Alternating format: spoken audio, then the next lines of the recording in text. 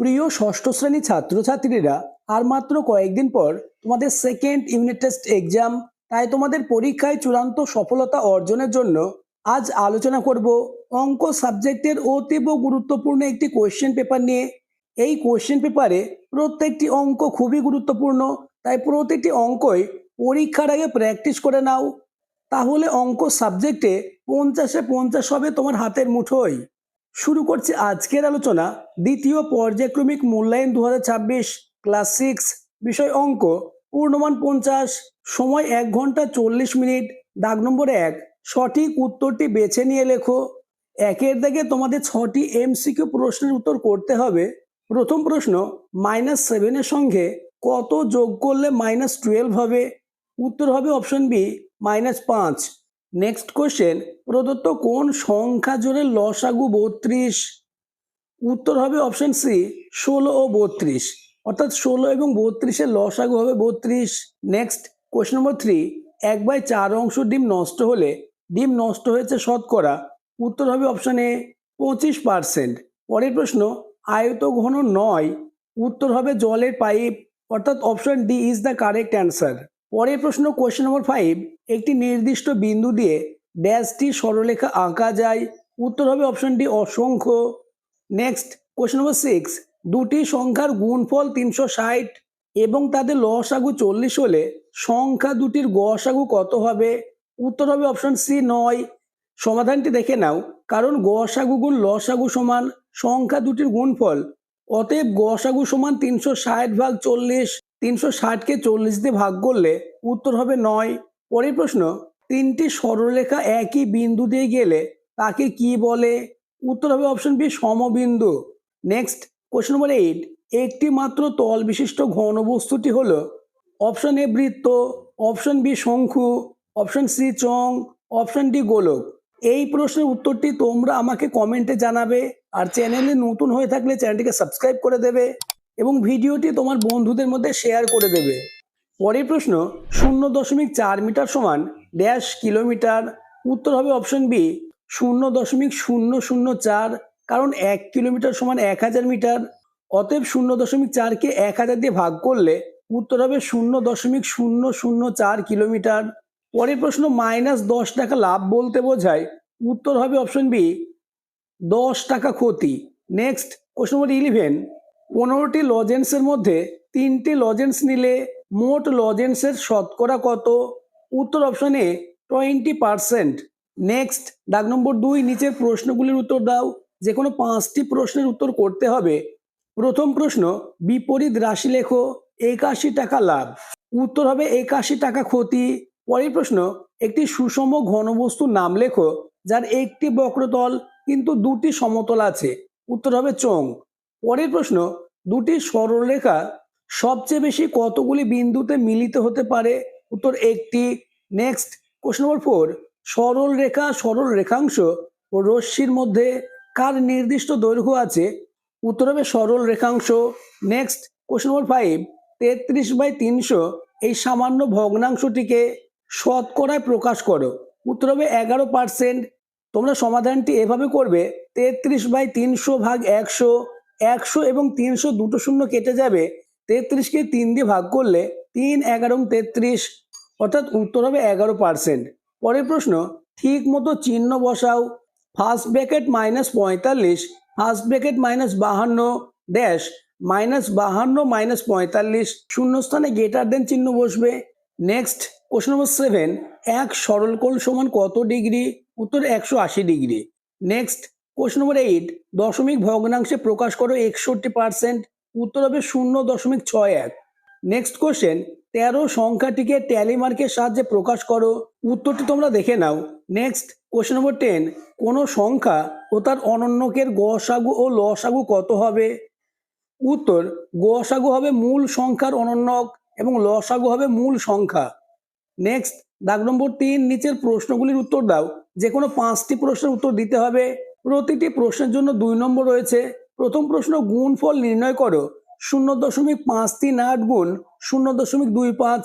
উত্তর হবে 0.1345। পরের প্রশ্ন, কত টাকার 20% সমান 17 টাকা? উত্তর, ধরি টাকার পরিমাণ x এবার তোমরা লিখবে 20% গুণ x সমান 17। পরের লাইনে লিখবে বা x সমান 17 গুণ 100 ভাগ 20। পরের লাইনে লিখবে x সমান 85, অর্থাৎ উত্তর হবে 85 টাকা। নেক্সট কোশ্চেন সরল করো, সমাধানটি দেখে নাও। 12 মাইনাস 18 যোগ 10, উত্তর হবে 4, কেননা 12 থেকে 18 বাদ দিলে -4 প্লাস 10, 10 থেকে -6 বাদ দিলে 4 থাকবে। পরের প্রশ্ন, 11 থেকে 20 পর্যন্ত মৌলিক সংখ্যাগুলির যোগফল কত? উত্তরটি দেখে নাও। 11 থেকে 20 পর্যন্ত মৌলিক সংখ্যাগুলি হলো 11, 13, 17 এবং 19, এদের যোগফল হবে 60, অর্থাৎ 11 থেকে 20 পর্যন্ত মৌলিক সংখ্যাগুলির যোগফল হলো 60। নেক্সট কোশ্চেন, এ গ্রেটার দেন ইকুয়াল বি বলতে কি বোঝো? উত্তর, এ গ্রেটার দেন ইকুয়াল বি বলতে বোঝায় এ হলো বি এর সমান অথবা বি এর চেয়ে বড়। নেক্সট কোশ্চেন নম্বর 6, 55 মিটার লম্বা একটি বাঁশের 11 মিটার কাদা ও জলের নিচে আছে। বাঁশটির শতকরা কত অংশ কাদা ও জলের উপরে আছে? সমাধানটি দেখে নাও। বাঁশের মোট দৈর্ঘ্য 55 মিটার, কাদা ও জলের নিচে থাকা অংশ 11 মিটার, সুতরাং কাদা ও জলের উপরে থাকা অংশ 55 মাইনাস 11 সমান 44 মিটার। এখন উপরে থাকা অংশের শতকরা হার 44/55 গুণ 100। 44 এবং 55কে 11 দিয়ে কাটাকুটি করলে হবে 4/5 গুণ 100 এবং ক্যালকুলেশন করলে হবে 80। অতএব উত্তরটি হবে বাঁশটির 80% অংশ কাদা ও জলের উপরে আছে। নেক্সট দাগ নম্বর 3, নিচের প্রশ্নগুলির উত্তর দাও যে কোনো 5টি, অর্থাৎ 3-এর দাগে তোমাদের 5 মার্কের 3টে প্রশ্নের উত্তর দিতে হবে। প্রথম কোশ্চেন, অনিলবাবু তার মাসিক আয়ের 22% বাড়ি ভাড়া দেন ও 13% বাজার খরচ করেন। যদি প্রতি মাসে 1870 টাকা বাড়ি ভাড়া দেন তবে তিনি কত টাকা বাজার খরচ করেন? এই প্রশ্নটি তোমাদের সেকেন্ড ইউনিট টেস্ট পরীক্ষায় থাকবেই। সমাধানটি দেখে নাও। বাড়ি ভাড়া সমান মাসিক আয়ের 22%, অর্থাৎ 22% সমান 1870 টাকা।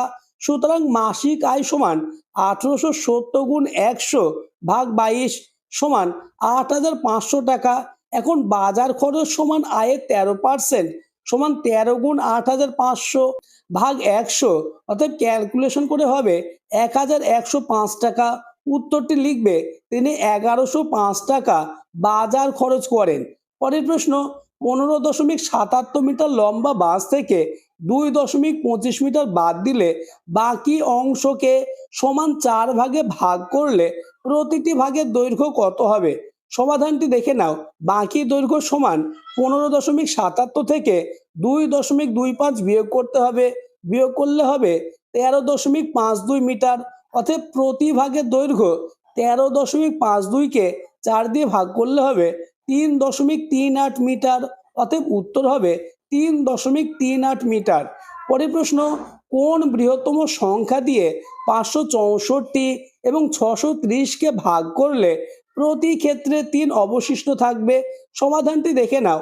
564 থেকে 3 বিয়োগ করলে হবে 561 এবং 630 থেকে 3 বিয়োগ করলে হবে 627। এখন 561 ও 627-এর গসাগু নির্ণয় করতে হবে। 561কে ভাঙলে আমরা পাবো 3, 11 এবং 17 এবং 627কে ভাঙলে আমরা পাবো 3, 11 এবং 19। উভয়ের মধ্যে দেখো 3 এবং 11 কমন পাচ্ছি, অতএব গসাগু হবে 3, 11 অর্থাৎ 33। পরের প্রশ্ন, 24টি কুলের মধ্যে 6টি কুল পচে গেছে, মোট কুলের কত শতাংশ পচে গেছে? সমাধানটি দেখে নাও। পচা কুলের শতাংশ 6 ভাগ 24 গুণ 100 সমান 25%, অতএব উত্তর হবে 25%। নেক্সট, সংখ্যা রেখার সাহায্যে যোগফল নির্ণয় করো। +11 এবং -12, উত্তর হবে -1। নেক্সট কোশ্চেন, একটি আয়তকার মাঠের পরিসীমা 424 মিটার এবং দৈর্ঘ্য 128 মিটার হলে প্রস্থ নির্ণয় করো। সমাধানটি দেখে নাও। আমরা জানি আয়তক্ষেত্রের পরিসীমা সূত্র 2 গুণ দৈর্ঘ্য যোগ প্রস্থ। যেহেতু পরিসীমা দেওয়া রয়েছে 422, অতএব 422 সমান 2 গুণ 128, অর্থাৎ দৈর্ঘ্য প্লাস প্রস্থ। সমাধানটি তোমরা দেখে নাও। এভাবেই করবে, এভাবে করলেই কিন্তু ফুল মার্কস পাবে এবং প্রতিটি অঙ্ক মোস্ট ইম্পর্টেন্স। উত্তর হবে 84 মিটার। নেক্সট দাগ নম্বর 5, যে কোনো 3টি প্রশ্নের উত্তর দাও। 3 গুণ 3 সমান 9। প্রথম কোশ্চেন, চাঁদার সাহায্যে 170 ডিগ্রি কোণ অঙ্কন করে নাম দাও। পরের প্রশ্ন, ঘনবস্তু কাকে বলে উদাহরণ দাও। আয়তঘন ও ঘনকের মধ্যে একটি পার্থক্য লেখো। পরবর্তী প্রশ্নগুলি আলোচনার আগে আবার বলবো, যারা এখনো আমার চ্যানেলটিকে সাবস্ক্রাইব করোনি এক্ষুনি চ্যানেলটিকে সাবস্ক্রাইব করে দাও এবং ভিডিওটি তোমার বন্ধুদের মধ্যে শেয়ার করে দাও। নেক্সট কোশ্চেন, একটি বৃত্ত অঙ্কন করে নিম্নলিখিত অংশগুলি চিহ্নিত করো, যেমন জ্যা, ব্যাসার্ধ, পরিধি এবং বৃত্তচাপ। আলোচিত অঙ্কগুলির মধ্যে কতগুলি অঙ্ক তোমার রেডি আছে তা আমাকে কমেন্টে জানাবে। পরের প্রশ্ন, ত্রিভুজাকৃতি প্রিজমের তল সংখ্যা ও শীর্ষবিন্দুর সংখ্যা লেখো। অর্ধগোলকের কটি তল হয়। নেক্সট কোশ্চেন নম্বর 5, বাহু ভেদে ত্রিভুজের শ্রেণীবিভাগ করো। নেক্সট এবং তোমাদের লাস্ট দাগ নম্বর 6, যে কোনো একটি প্রশ্নের উত্তর দাও। প্রথম কোশ্চেন, আমাদের 20 জন বন্ধুর মধ্যে কে কি ফল খেতে ভালোবাসে তা লেখা হলো এবং তথ্যগুলি থেকে স্তম্ভচিত্র অঙ্কন করো। স্তম্ভটি দেখে নাও, একদিকে রয়েছে ফল এবং অন্যদিকে রয়েছে বন্ধুর সংখ্যা।